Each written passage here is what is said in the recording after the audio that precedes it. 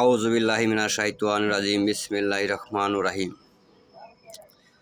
দেশ ও দেশের বাইরে থেকে যে সমস্ত ভিউয়ার সাবস্ক্রাইবার আমার বন্ধুরা ভিডিওটি দেখতেছেন, সবার প্রতি আমার ভক্তিপূর্ণ সালাম, অন্য জাতির জন্য নমস্কার ও আদাব। আশা করি সবাই ভালো আছেন। আলহামদুলিল্লাহ আমিও ভালো আছি, আল্লাহর অশেষ রহমতে আপনাদের দোয়ার বরকতে।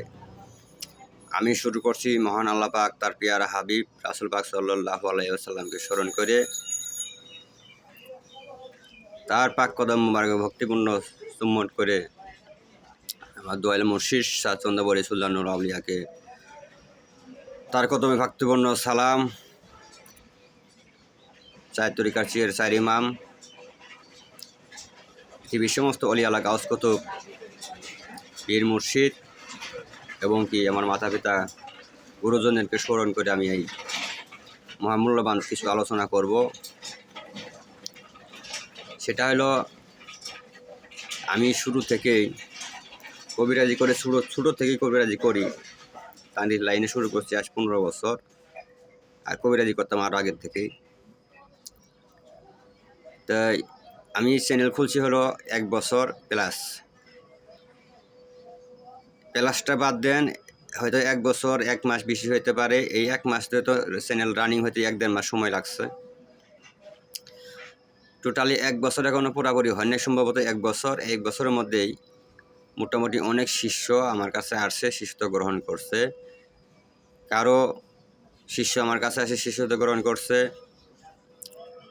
বা অন্য কোনো তান্ত্রিক কবিরাজের শিষ্য আমার কাছে আসছে, সেটা তো আমার দেখার বিষয় না, বা আমি জানি বলেও না আমাকে যে আমি অমুকের কাছে শিক্ষা করছি, অমুক আমার উস্তাদ। কেউ আমাকে এই কথা বলে নাই। তবে একজন ব্যক্তি বলছিল, সে হলো মাহবুব। গুরু বকুলার কাছে যায়, সে শিষ্যত্ব গ্রহণ করে, তাকে বলে কিছু দেয় নাই, অনেক বদনাম করছে। আমার কাছে এসে বলছে যে আমার 2 লক্ষ টাকা খাইছে সে, চামড় দিয়ে, হাড় দিয়ে, ইত্যাদি ইত্যাদি দিয়ে আমাকে 2 লক্ষ টাকার উপরে খাইছে সে। বিনিময়ে আমাকে কট পঞ্জিকট শুধু একটা মন্ত্র দিছে।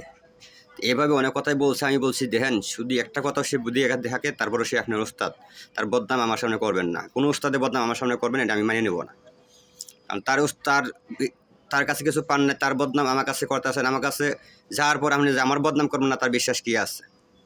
এজন্য আমি এটা আশ্রয় দিই না, কোনো কারো বদনাম আমি পছন্দ করি না। সবাই ওস্তাদ, যার কাছে একটা কথা শিখছেন সে ওস্তাদ।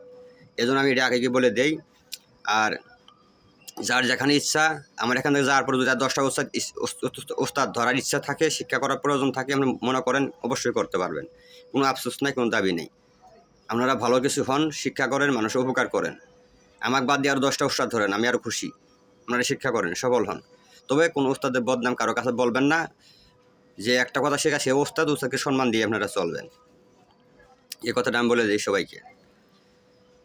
বেশ কিছুদিন যাওয়ার পর পরে আজ 6 মাস মতো চলতেছে, 5 মাস 4.5 মাস 5 মাস আগে একটা দুর্ঘটনা ঘটেছিল। সেটা হলো, আমি এতদিন বুঝতে পারি নাই, অদৃশ্যভাবে কাজটা করে আসছিল। আমার যত বড় কাজ শিষ্য আছে, নতুন পুরাতন, এক কথায় আমার নামের উপরে ডাক দিছে যত বড় কাজ শিষ্য আছে, ফজলু সার, সমস্ত শিষ্যের উপরে কিছু জিন, কিছু বিদ্যা চালান করা ছিল। তৃতীয় পক্ষ একটা ব্যক্তি করে আমার এখান থেকে যেন প্রত্যেকটা শিষ্য আমাকে ভুল বোঝে, হ্যাঁ, আমার বিদ্যায় কাজ করবে না, কাজ সঠিক বিদ্যা দিলেও তারা কাজ করলে কাজ ফলাফল পাবে না, কেননা ওই চালান করা আছে। তারা যখন কাজ মিস হবে, তখন তারা আমাকে ভুল বুঝবে। এরকম ভুল বোঝানোর জন্য অনেক শিষ্যদের আমার কাছ থেকে সরিয়ে দেওয়া হয়েছে। সরিয়ে দিয়ে সে নতুন করে নিজে ওস্তাদ সাজার চেষ্টা করছে, ওস্তাদ সাজিয়েছে, অথচ নিজের জীবনে কোনো ওস্তাদ ডাকার কেউ ছিল না। যে কবিরাজি মারিলাম সে অল্প কিছুদিন। এরকম একটা প্রয়োগ করার পর অনেক শিষ্যই ভুল বুঝে তার কাছে যায়, ওস্তাদ মানছে বা এরকম ওস্তাদ সাজিয়েছে। আবার কিছু শিষ্য এই বিধিনটা কাটার পর অলরেডি আমার কাছে পুরাতন শিষ্য প্রায় 10-15 জন আমার কাছে কাল পরশু 3 দিনের মধ্যে ফোন আসছে। তারা বুঝতে পারছে যে আমরা অসুস্থ ছিলাম। কেউ বলতেছে অসুস্থ ছিলাম, কেউ বলতেছে আপনার কথা স্মরণীয় ছিল না, কেউ বলতেছে আপনার কথা শুনলে আমাদের রাগ হইতো। মানে বিভিন্ন জনে বিভিন্ন ধরনের কথা বলতেছে। তারা এখন সফল হওয়ার পরে বুঝতে পারতেছে যে কোনো একটা দুর্ঘটনা এখানে ঘটেছিল। ওরা হাজিরাতে দিলাম হয় এরকম একটা কিছু করছিল, এজন্য তারা আমাকে ভুলেছিল। যাক, আলহামদুলিল্লাহ, মোটামুটি পুরান শিষ্য সবাই আসতেছেন, সবাই যোগাযোগ করতেছেন। আমি চাই তারা শিক্ষা করে সফল হোক, ভালোভাবে চলুক। নিজের বলে যদি নিজে কিছু করতে না পারি, অন্যের বল নিয়ে অন্য জিনিস নিয়ে নিজেকে বড় মনে করাটা আমি ঠিক মনে করি না। আজকে এই এলানটা দিলাম, আমার শিশুদের সরানির পরিকল্পনা ছিল এবং কি আমার মধ্যে ভুল বোঝাবুঝি চালান ছিল আমার কাছ থেকে সরানির জন্য। তারপরও যারা একটু পাওয়ার ছিল, রোহানি শক্তি বেশি ছিল, তাদেরকে সরাতে পারে নাই। এজন্য 20 জনের মতো আমার সাথে আছে।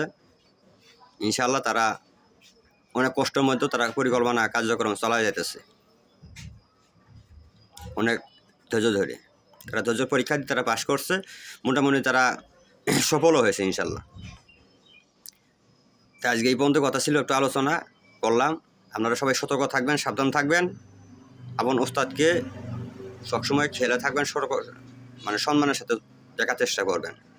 আপনার আগে যাচাই করে দেখবেন যে ওস্তাদের বিদ্যা দিয়ে কাজ করলাম, ওস্তাদে করতেছে হইতেছে, আমি করতেছি হইতেছে না কেন, অবশ্যই কোনো কারণ আছে এখানে।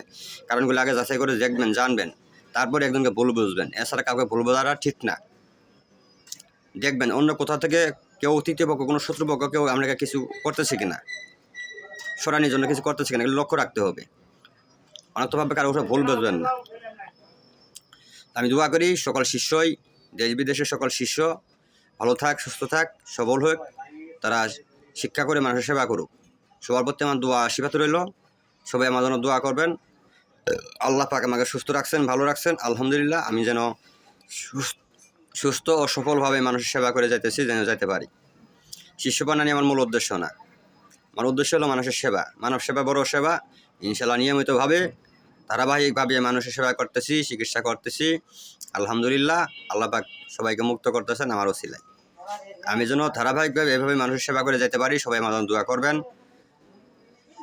গুরুবিদ্যা চ্যানেল, গুরুবিদ্যা মন্ত্রতন্ত্র বিদ্যা শিখতে চাইলে অবশ্যই চ্যানেলটি সাবস্ক্রাইব করে সাথে থাকবেন।